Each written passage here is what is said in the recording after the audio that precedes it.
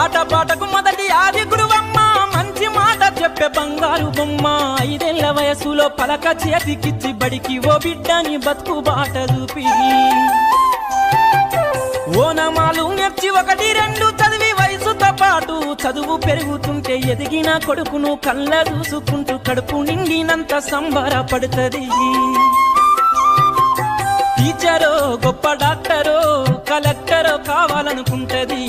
మనసున్న తల్లి మన అమ్మ కమ్మని కలలెన్నో మదిలోన కంటది జన్మనిచ్చిన అమ్మ రాతి బొమ్మ కాదు జగమంత జన్మంత కొలిచేటి దైవము అమ్మా